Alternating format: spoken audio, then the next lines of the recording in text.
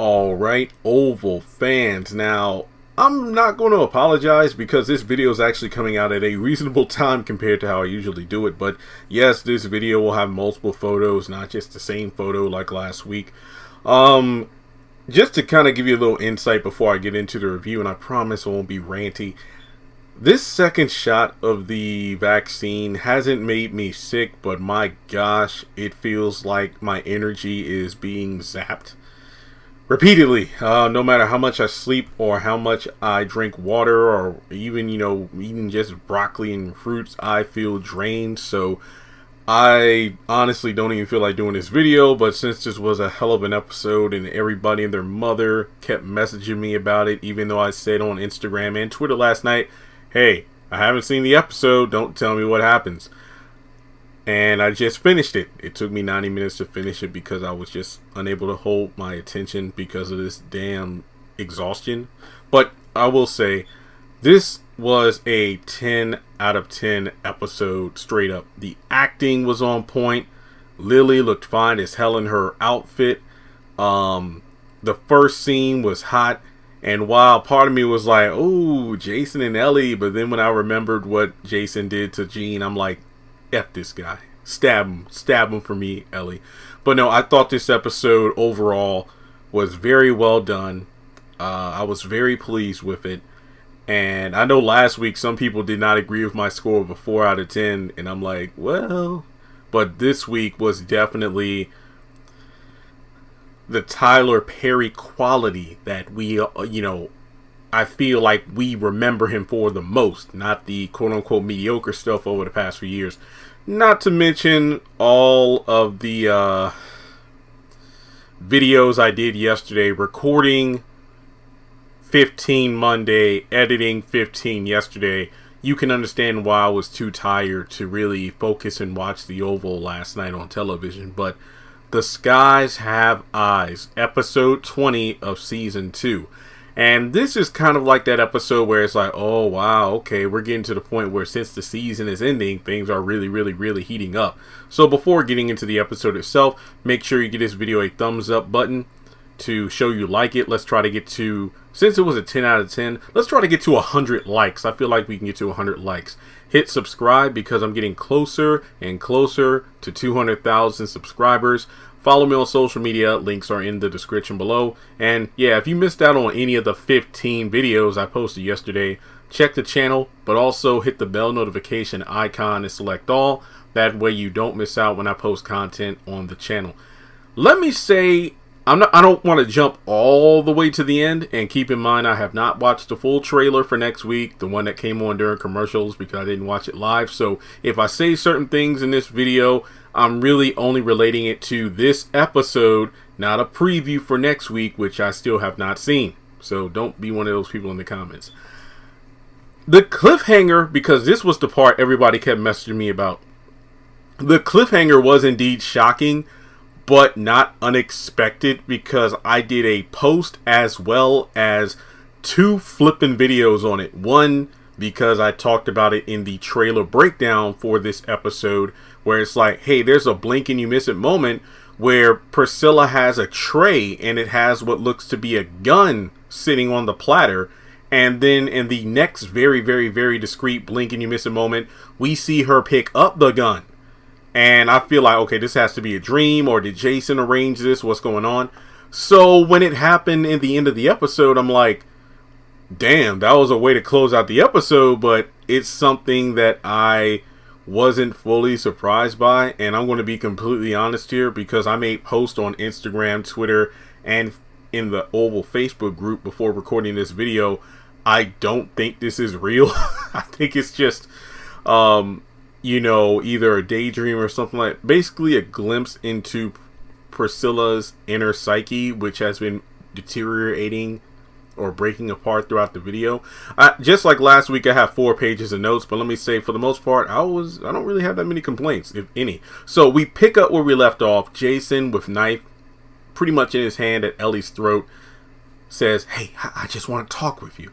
So are you going to scream? No. So he takes his hand off of her mouth, and before he does the spiel of, you're a whore and this and that, she actually seduces him and gets the knife on him. But just to kind of piece it together, it's like, do you know who I am? How do you know my name? It's like, well, you're the first son. Everyone knows who you are. And it's like, yeah, some people might say you're creepy, but there are some people who are into that kind of thing. And I'm thinking to myself, why the hell is this dude sweating so much? Because I'm like, this reminds me of Bobby when him and Lily got on the run and they were at that log cabin, and Bobby was sweating 24/7 while we didn't see the bead of sweat rolling off of Lily. But later on in the episode, I think we find out what basically in the next scene, I feel like we understand why he was sweating like that. But essentially, I ain't going front. I'm thinking, freak, I wish that was me instead of Jason, no knife, because I'm like, damn, Ellie, come on now. She basically, I feel like she did what no other woman has done with Jason, and I'm not saying that he deserves this, but just talk to him because he's a freaking weirdo serial killer and, as Lily said, a pervert. So instead of being afraid, it's basically her outsmarting him, because at first he kind of catches on. It's like, hey, don't you try to fool me. I'm actually smart. I'm smarter than he is. I don't want you. You've been with my dad. Well, why are you hard? So basically she plays into that from, hey, just breathe. I'm just like, oh shit, am I breathing too? Oh, sorry. I really got into the scene.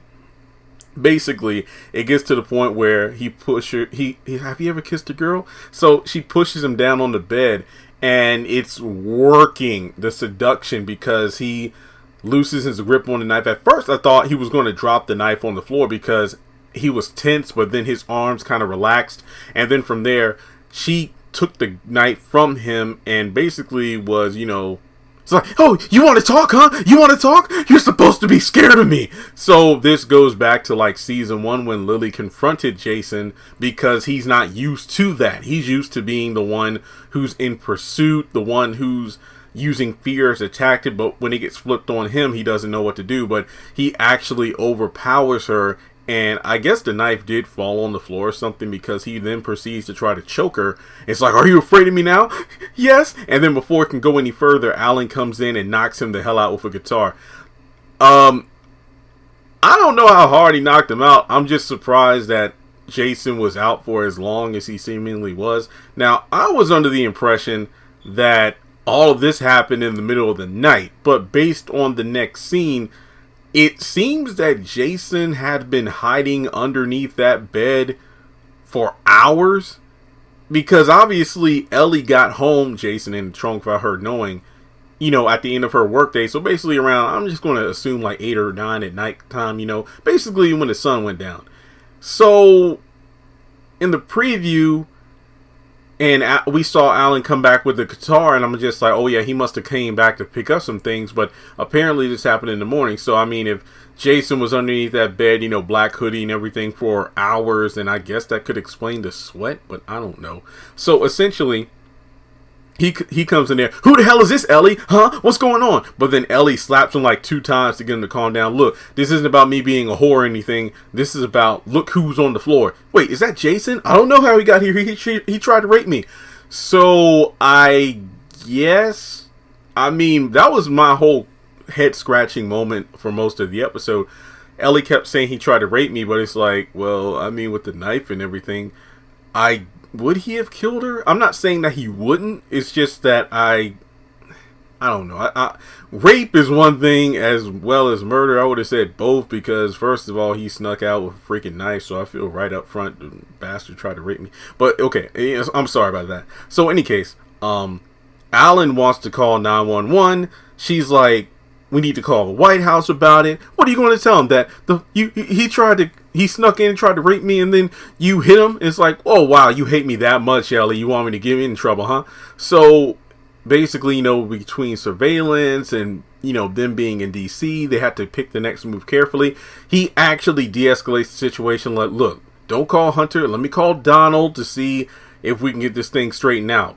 And then from there, it's the morning, which again is confusing. But here's how I'm going to assume the order of events happened. Jason was underneath the bed for hours. He just essentially waited all night.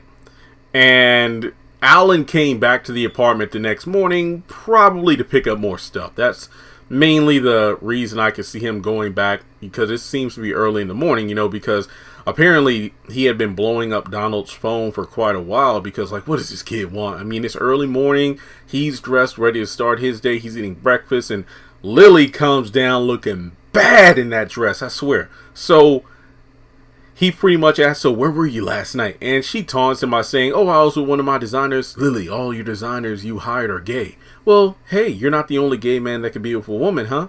Touche.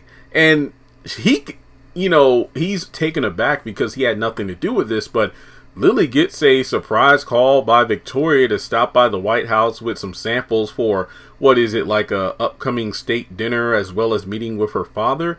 And Lily's like, well, the last time we, saw each other, it wasn't, please come today. Okay, fine. So I'm wondering why the hell Lily's going to the White House. I know I sure as hell wouldn't go. So from there, she again taunts him, just saying, he's like, wow, you look good. Well, yeah. Thanks, I know who my husband is. So it's kind of like, an agreeable, ha ha ha, very funny. And then they just, part ways, and I'll see you at the White House. So, oh yeah, before leaving, Lily says, answer your phone. So Donald explains what happened, and he calls Kyle. Donald calls Kyle saying that, I'm sorry, I forgot to say this part. Donald's like, check to see if he has a pulse. Don't get your stupid girlfriend. I need you to check to have a pulse, to see if he has pulse. I don't know why, but maybe, look, I might be reaching with this, but I think Tyler Perry probably learned from the multiple times this has happened in the haves and the have-nots, where somebody goes to check somebody's pulse, but then they don't have one, but then mysteriously another character will check and they have a pulse. I think the most noticeable example is when Wyatt first got his inheritance money. He had a huge party at the Sarandon Hotel, and he got high and overdosed.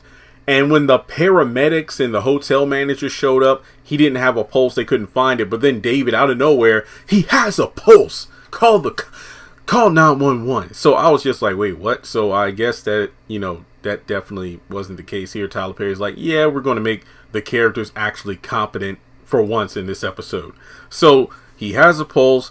Donald's like, don't do anything, don't call anybody, just sit right there. So basically he calls Kyle and explains the situation to him, saying, hey, I need you to get a vehicle. I need you to get one other guy. We need to meet at this apartment, because Alan gave this specific address, I think apartment 9, and make sure no one goes in and out without them knowing it. And they're going to get this whole thing taken care of ASAP. And from there, she tries to call Hunter, but her phone isn't working. And even before that, Alan's like, don't call anybody, don't do it, because this is all your fault, we're in this mess. Usually, look, I'm no expert in this, but based off a few shows and whatnot I've seen, it's never a good thing to tell a rape victim that this was your fault. But in this case, it kind of was. Hang on. Whoa. Jason seemingly targeted Ellie due to the fact that she was having an affair with her father like Denise, but at the same time, Jean certainly wasn't having an affair with Hunter, so it's iffy as to whether or not whose fault it is. But then again, that's neither here nor there. And let's move on to the next page of notes as we talk about, unfortunately, Miss Priscilla's downward spiral, or at least the beginning of it. And, Priscilla's sitting either on the couch or in her bed saying, I can't do it. I'm like, you could just tell this woman's going through it. She calls Martin saying that, look, I don't think I'm going to work today. I just want to kill her. And he's like, that's a federal offense. Yeah, I know. So he says, hey, I called Sam and I'll meet with him this evening and then I'll come see you. And he just tries to kind of reassure her, like, look, this is a lot, I know, but we need to handle this one step at a time. But as they're having the conversation, she notices the news report, and Diane apparently was found dead in her apartment by one of her relatives. No comment, because the coroner just got there, and no statement from the White House yet either. And this, I can't help but feel, look, I have not been the biggest fan of how Priscilla has been portrayed throughout season 2, but you can't not say that you don't understand why she's at the point that she's at right now. You know, let's put the whole, well, yeah, she would have had sex with Sam thing aside and just talk about what's been going on in her life. Everybody she knows or cares about, because remember, she was like a big sister, you know, regardless of age somewhat. She was basically like the best gal pal, the big sister to a number of the staff at the White House. And a lot of the people she knew are dead. Yuma's dead. I don't really know how well she knew Max, because Max had always been security for the first family. So I think Sam would know him a little bit better than Priscilla. But either way, you know, Yuma's dead. Max is, well, on the run. Miss Laura died. She went to go see her in the hospital. Then she winded up dead. She noticed something was off about Jean, and then she was dead. And then, of course, Greg was dead as well. She walked in on both of their bodies. Diane, just find out she was dead. Hell, if there's anybody else I'm missing, let me know. But it's like she told Martin on the phone. It's like they're just killing everybody now. And look, I get it. Martin's about the mission. I understand that, because you have so much information, you could take this administration down. But Martin failed to understand this woman was not the right person to sit on the inside, because not usually in these kind of movies, TV shows, books, wherever it is a situation like this, it's not uncommon for one of the characters to, even if it's like the main character of the show, to pull them aside and go like, look, we know you're usually the best at solving cases, mysteries, murders, whatever, but you're too close to this. We need to pull you out because your head isn't in the game. Martin should have said that. That's what I think. But I get it. He's, you know, like this apparent legend in, you know, military and whatnot. But I feel like any general should know the stability of their soldiers. And he should have known that Priscilla was not the best person, because I get it. Yeah, she was the best person for this specific job, but she was nowhere near the mental stability to actually handle this without a hitch. Like she said, that was my friend. And he was like, well, I need you to, you know, buck up and go to work. Fam, you literally, no. Okay, so we go over to the hospital, and this was another good scene. Some people were telling me in my episode review last week, Jeremy, I don't agree with the whole Nancy standing up to Richard, because, you know, she made it seem like he was in the wrong when she was the one that messed up. And I can understand that. And I'm not saying you thought I was wrong or I feel like you're wrong. That happens. Like, even like that goes into some of the videos I posted yesterday, like the Tyler Perry Writer Room or Zatima. Even no matter how much research I do or thought, you know, in terms of notes, thought process, somebody could write a comment and I'll be like, well, damn, I never really thought of it that way. And I feel the same way about the Nancy thing. But this was a good scene just because they're finally talking. At first, Richard didn't want any coffee or anything, but basically it's like, this was a good moment because it wasn't about pettiness. It was about just talking.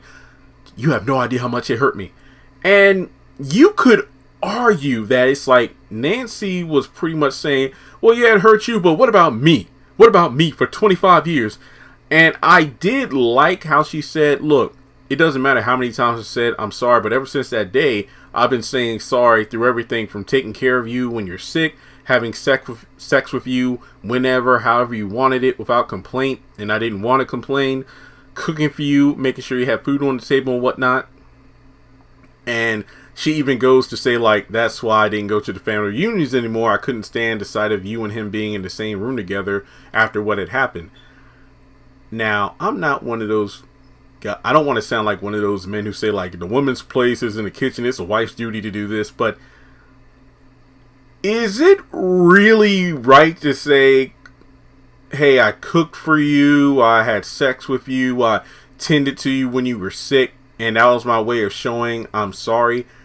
Isn't that what a wife is supposed to do? And vice versa, because gender norms aren't really normal anymore, where sometimes, you know, it's the woman who goes to work and the man stays at home, watches after the kids, cooks, cleans, and whatnot. So it's almost as if she's taking, you know, her quote-unquote wifely duties and saying, I did all that not because I'm your wife, but because I'm sorry for sleeping with your dad and whatnot.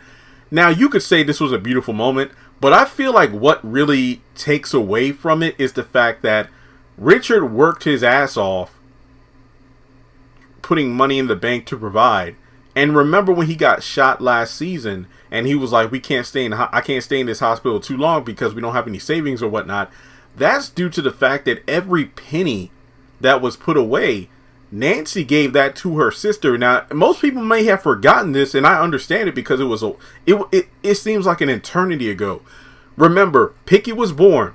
Nancy gave him over to her sister to quote unquote raise as her own, and we saw how well that went. And basically, each month, Nancy would give her quote unquote child support from the savings account in terms of hush money.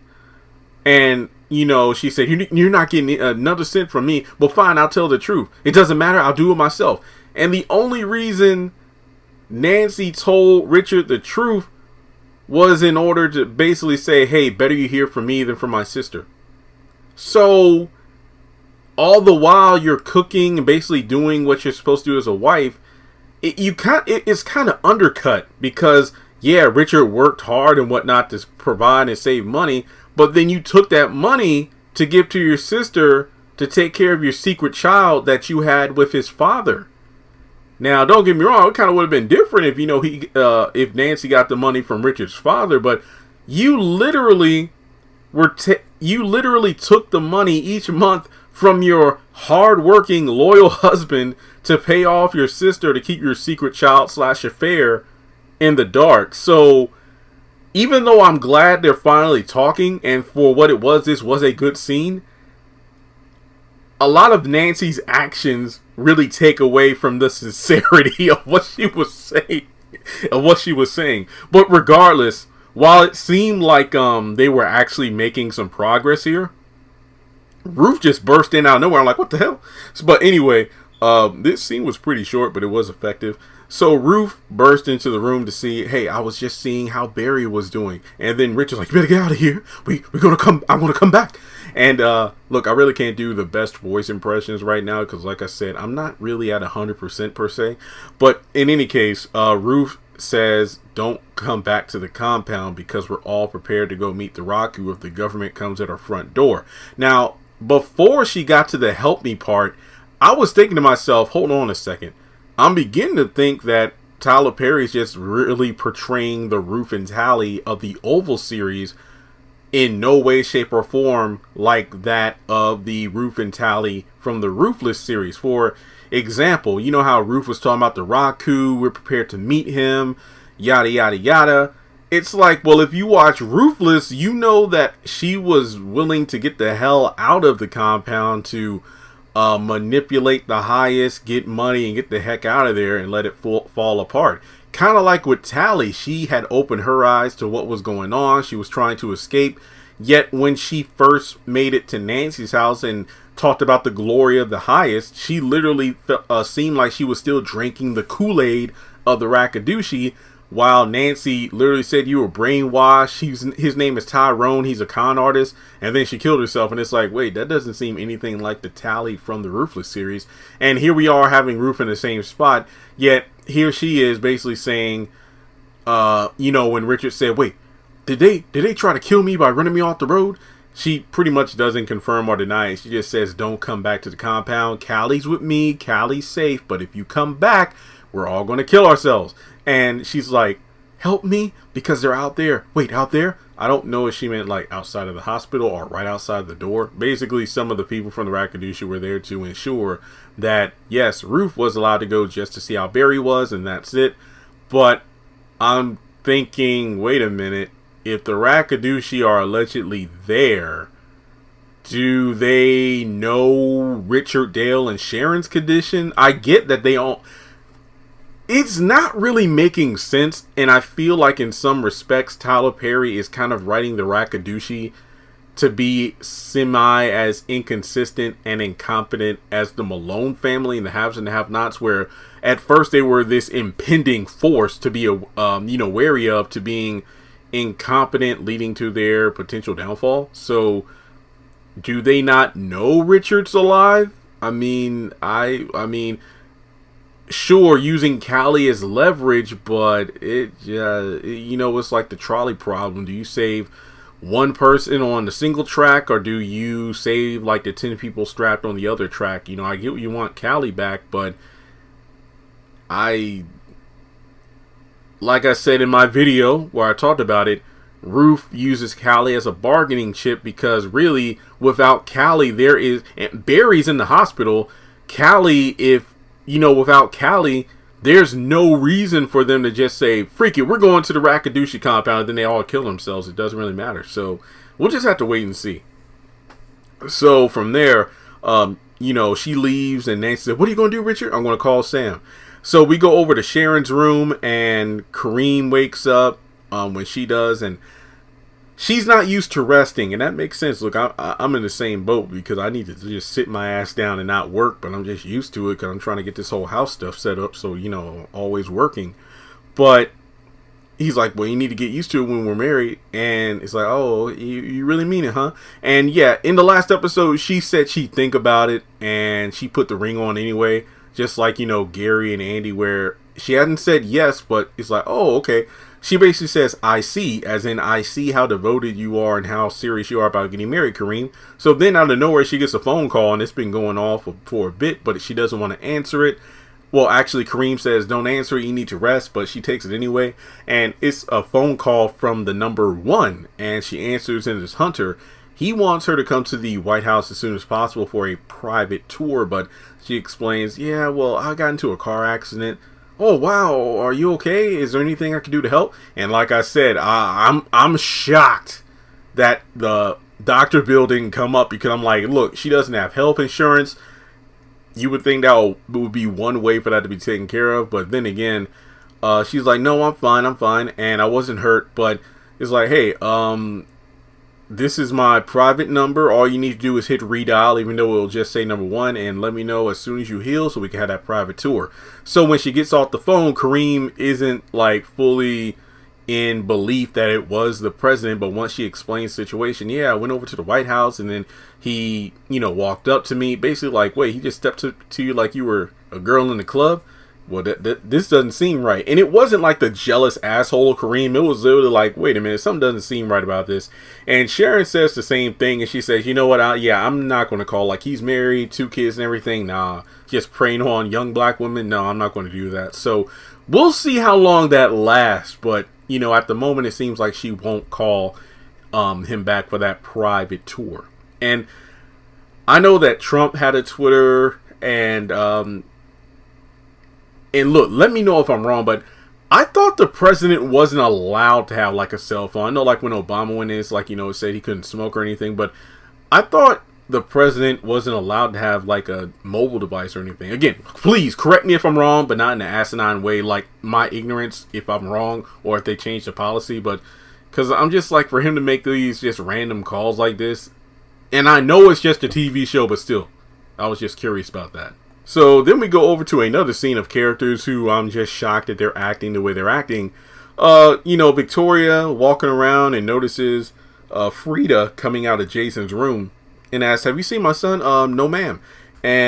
But you just made his bed. Well, actually, I haven't seen him, nor was his bed, not made. It was already made up. Wow. Do you know where our husband is? Yes, he's in the dining room, ma'am. Thank you. Sure. Let me just say, wow, holy crap. Victoria was not a complete asshole to her, because this was completely weird. Maybe it had to do with this being the day she's meeting with her father, because she knows what Jason's capable of, so not seeing him around is a bad sign. But typically speaking, whenever Victoria would interact with any staff member of the White House, regardless of who it was, even if they're being polite and, following protocol by, answering questions, just giving them an answer, she would be a complete, well, sorry to say, bitch about it. But no, she was actually kind of Frida. So that was surprising. But in any case, she goes right to the dining room. Priscilla's in there too with Hunter. And she just instantly throws shade as soon as Priscilla asks, do you want anything for breakfast? There's a tea at the end of breakfast. And you could just see Hunter rolling his eyes. But apparently Robert in the kitchen will be cooking, not Priscilla. And, that's when Hunter takes a jab of, wow, so you worried about being poisoned? And she asked, what about Jason? And Hunter has no idea where he is. and, you know, says, why don't you just call Secret Service, call security, see what's going on. And she gets on the phone. They haven't heard anything. It's like, well, maybe I should ask for Sam. We have 97 agents, and why do you want Sam specifically? Well, Sam's my guy. She's literally taunting Priscilla while she's there. So when Priscilla steps out, Sam pretty much is the topic of discussion, and Victoria literally confirms that, yeah, he's the one I'm effing, the one that I'm, you know, getting a smile out of. Wow, you should give him a raise then. So next thing you know, Priscilla comes in, and shortly after, Sam does too. And this is when the real shade starts, where Hunter just goes in. You know what, Sam? Yes, sir. You know, I never noticed, but you're short, like a munchkin. And I love the cutaway to Priscilla's face, because you kind of see her kind of, you know, cracking a smile at this. And I think that Hunter even goes on to say, like, something about the shoe size and whatnot, basically trying to indicate whether or not Sam is big compared to him. But I think that at one point Victoria even says, like, wow, you know, being with you and going limp, well, only with you, dear. That's what the blue pill is for. So it's funny because of the fact that they just keep throwing this shade at each other. Literally, they just keep throwing shade, you know. At one point, Hunter even tells Priscilla, Priscilla, do you know if your husband is effing my wife? No, I do not, sir. So it just keeps going around. It is hilarious. I think it just gets to the point where we go over to the next scene, and Kyle goes into Alan and Ellie's apartment to get the story on what's going on. And, you know, he checks to see if there's a pulse, and, you know, Jason's over there knocked out. Again, he must have gotten knocked out early in the morning as opposed to being knocked out all night. So Donald comes in too, and he gets the story.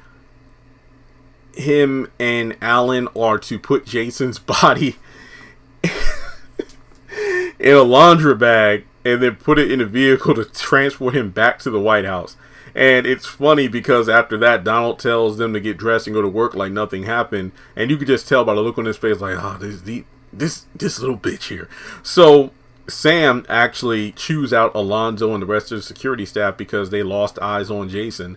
And, you know, he snaps at them to go find him ASAP. So we go over to the hospital, and Richard isn't able to get Sam to look into the Rakadushi situation because he's going through the situation at the White House with Jason. And of course, you know, Nancy asks, what's going on? It's like, Richard's like, Nancy? Because, you know, obviously, again, White House stuff, they can't talk about it.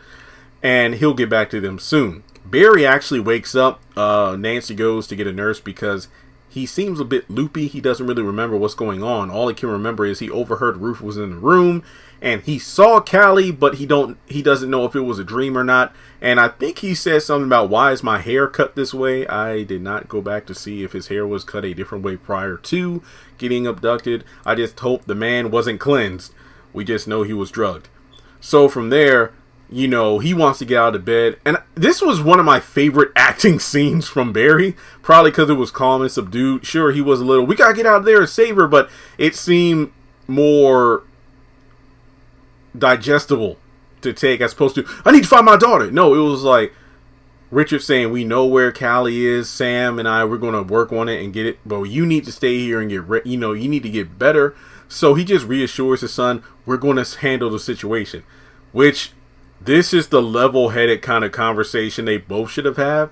You know, both should have had between Barry going off on his own and getting abducted and drugged. Richard going off with no reinforcements and almost dying. So now it seems like they're finally going to handle things the right way.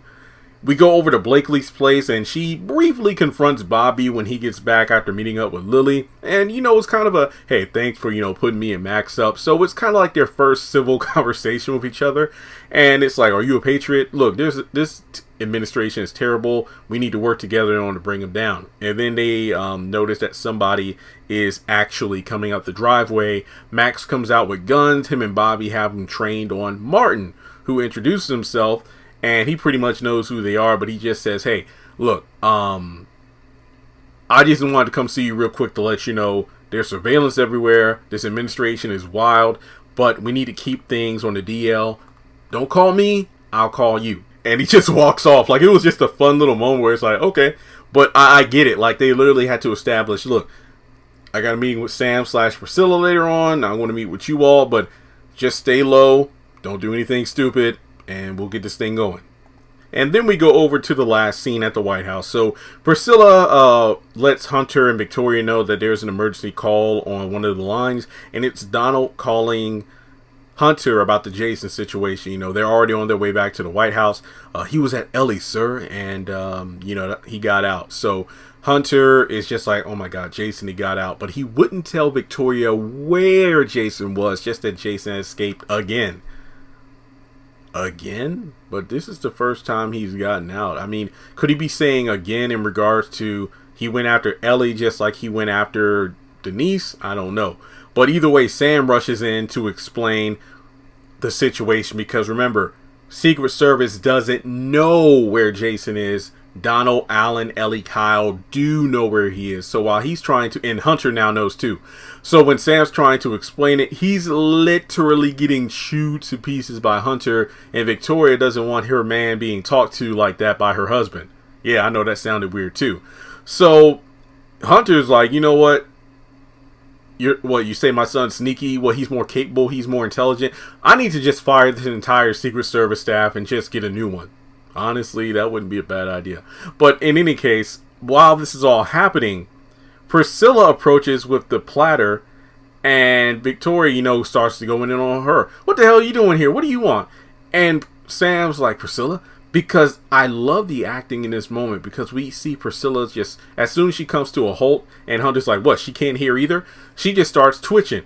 And we see her take the top off, pull out the gun. She shoots Victoria. There is blood. She shoots Victoria. And in response, Sam shoots Priscilla. And that's the end of the episode. Holy crap. This was great. But like I said, I don't know. The ending definitely didn't seem real to me. Like, I felt like the dining room scene pretty much established, oh, wow, the cat's out of the bag now. But I don't think we got the proper build up to the last episode. Now, if this was just daydreaming and stuff like that, I will completely buy it. I'll do a separate video because I know a lot of people want me to talk about it, but I feel like I've talked about enough in this review. I have not seen the trailer for next week, so I do not know if we'll see Victoria, Priscilla, and whatnot. I've only seen the end credit trailer of the episode, and none of them were there. Even though at the beginning of the trailer, we see Priscilla and Sam kind of like in slow motion, like Priscilla after she shot Victoria, and then Sam where he has the gun pointed on Priscilla, but that's about it. So, I don't know. But either way, I think the cliffhanger ending was there for the shock factor, but it kind of felt like the Sisters mid-season finale with Q and Maurice, where it's like, really? Like, the episode was pretty good. I mean, it just felt like, you know, it was for ratings. But I don't think Victoria's dead. I don't think Victoria got shot. Just like, you know, Priscilla, I don't think she's, well, then again, I don't know. I feel like it's a dream. I definitely feel like this was not reality because it just didn't seem right to me. But let me know your thoughts in the comment section below. Overall, I enjoyed this episode, as you could tell by the length of this review. Let's talk about it more. There are other videos I need to do, but I think it's probably best I just relax for the rest of the day because I'm just not fully here right now. Kind of like Priscilla, but not that off the rails. But thanks so much for tuning in. Make sure you like and subscribe. And if you want to donate to the channel, feel free to do so on PayPal or Cash App.